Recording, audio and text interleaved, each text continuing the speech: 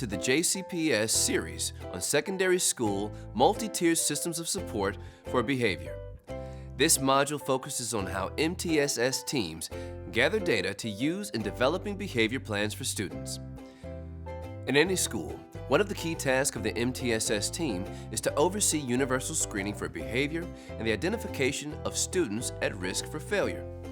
In some schools, the main MTSS team continues with additional assessment of these identified students. But in most schools, for purposes of better understanding the problem and developing an intervention plan, there is a separate team charged with further assessment. These may be called MTSS behavior teams or student intervention teams. Sometimes this additional assessment may conclude that a student is at minimal risk and the plan is to do nothing more than monitor. But in other cases, the team will undertake a number of assessment activities based on a student's presenting problems. While the main MTSS team is made up of broad representation across the school, student intervention teams are likely not as representative. Instead, these teams often include those with a background in behavior and may include special educators, counselors, and school psychologists. In a given case, persons familiar with the student may be invited to help provide further information and context. For example, if a student is seen as having problems in particular classrooms, those teachers may be invited. Similarly, if there is some indication of mental health or family issues, the school's mental health practitioner may be invited. Often, student intervention teams have a set meeting schedule, at least weekly, depending on need. At each meeting, there are specific student cases that have been referred for assessment. The team looks at the presenting data and determines what additional data may be necessary. This is a high school student intervention team. Listen to how they organize their meeting. Hey everyone, thanks for being here today. We just have two new students, Becca and Alan, that we're going to talk about, and then we have a follow-up on another one. What do we know about these two students? We know that Alan, he was identified at risk on this screener that we just did, but we need a little bit more information about him. Well, what about Becca? She was referred by a few of her teachers. She's having problems in class, refusing to do work. And I know Alan, he comes by the counseling office a lot, looking to just hang around and have some conversation. And I know Becca, I had her in class last year. Did you see any of this last year? Well, not horrible, but I definitely had some issues with her getting off task and not always completing her work. Well, what do we know about the follow-up case? It's Nick. Right, and we were trying to get some more information about his cussing with Miss Parsons. Do we know if she's going to be here today? I was able to talk to a few of his teachers, and they will be here today. But let's start with Becca and Alan, and then we'll follow up on him when they get here. Note that the team has an agenda with specific students to be considered. For each case, the conversations will involve looking at whatever data is available, determining what other data is necessary in order to plan for intervention, and then building and overseeing the intervention plan.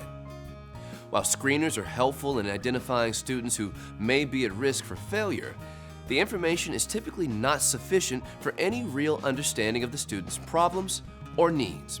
But teams can easily access other available student information in the form of discipline referrals and academic scores. Student files sometimes contain additional assessment information, which may be helpful in painting the full picture of a student and his or her challenges. For example, student files house information regarding any other assessment that may have been conducted and will hold any information related to special education assessment and diagnosis. Students can be referred to the intervention team through the MTSS team screening process or directly from a concerned adult.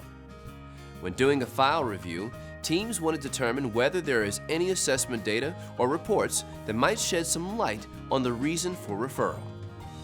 The idea is to have enough information to develop a simple explanation, one that leads to a simple but effective intervention. Adults that have observed the behavior of students in natural settings provide the richest source of information for any student. Over a period of several months, content area teachers have observed the students in his or her classroom every day. These classroom-based observations are tremendous sources of information and must be solicited. After a simple conversation involving others who know the student, if the team has confidence in their explanation, they may move forward with a simple intervention strategy, monitoring closely for effect. But when there is no consensus as to why problems are occurring, or if simple interventions have been ineffective, the team's assessment goes much deeper. This is the point where observations of the student and more structured interviews with other adults begin. Taking an ecological view of the problem, the team's focus is on understanding how student behavior and the environment are related. This perspective can involve formal processes with strict protocols, but is more simply used by considering past observations of student behavior. We know that behavior tends to happen in predictable ways, and for a purpose. We sometimes refer to this purpose as functional, as in what function does this behavior serve for that student? If we can predict the conditions under which a problem behavior occurs, and what the student is getting as a result, we have the information necessary to prevent it. This behavior pathway represents a logic for thinking about behavior.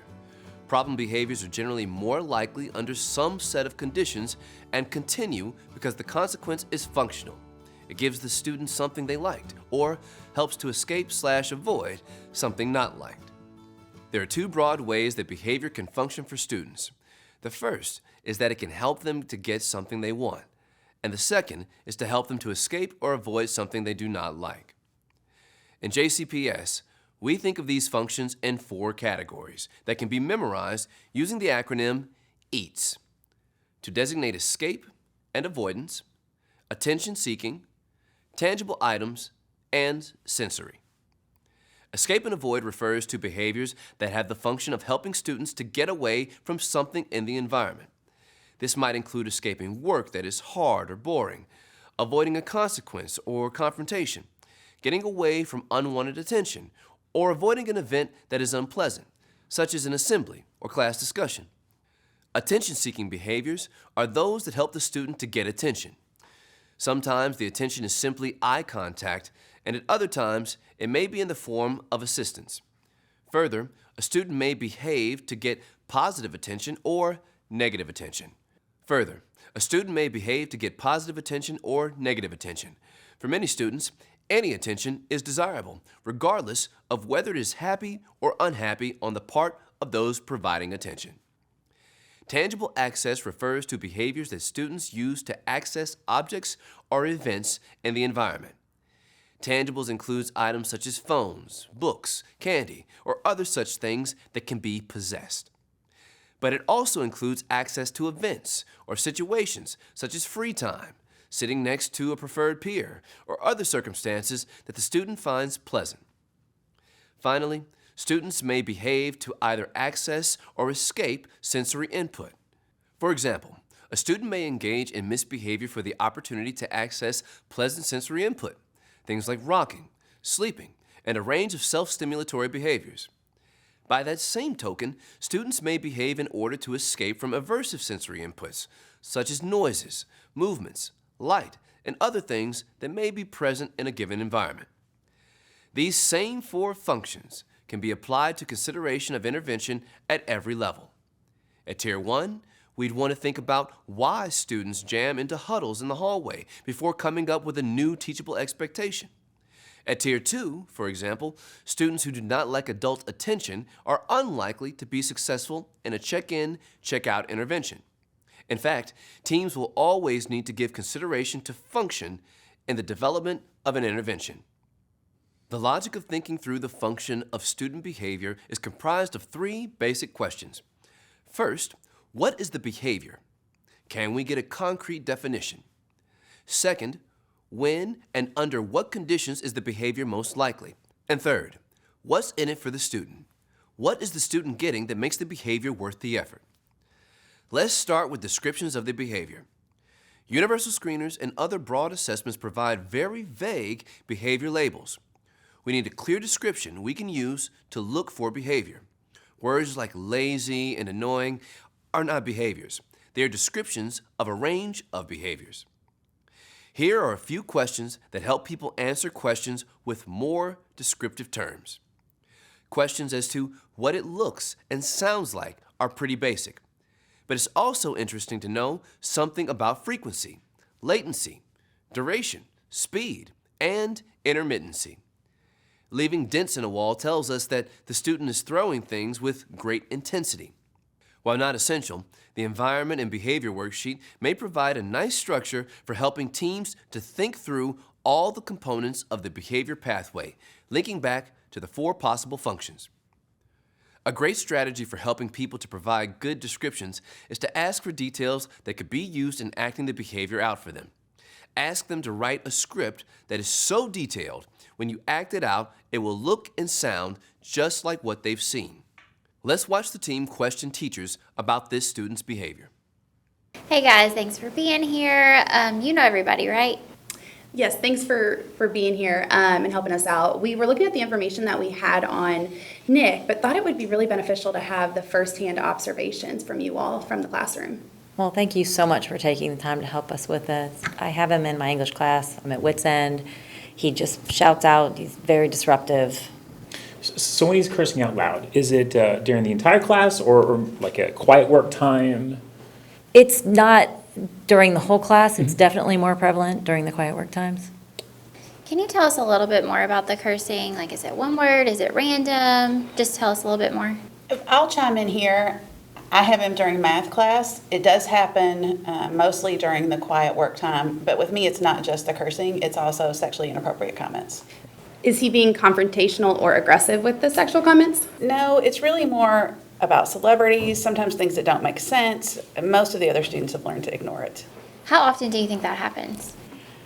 I'd say 3 to 4 times a class. I'd say mine's the same. Do you see the same things? I have them in our class. I see the same thing, just not probably as frequent as theirs. Is it also during like quiet, independent work time? I don't have quiet work time, but there's always problems that arise when I'm not nearby him.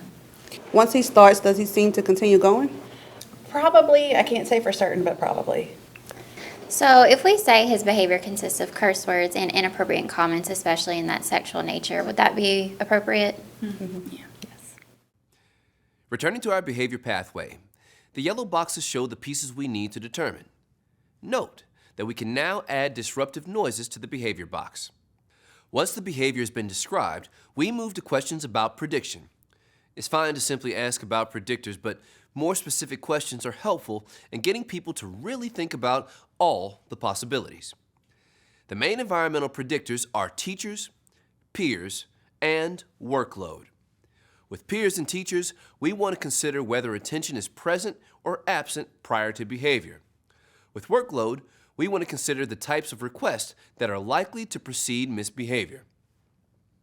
One logical way is to ask, if I was coming tomorrow and said there was $10,000 in it for you if I saw the problem you're talking about, what would you have going on?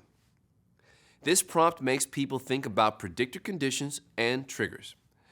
Let's watch as the team continues with these questions. All right, well, let's move on and talk about what might be more predictable in terms of when the behavior occurs. You guys told us that it happens a lot during quiet work times, but can you tell us a little bit more? At least in my class, I would say usually when I'm busy doing something else, he seems to get lonely, and that's the point when he'll start cursing or making inappropriate comments. There are ever times when he's not cursing, is this where it's not a problem?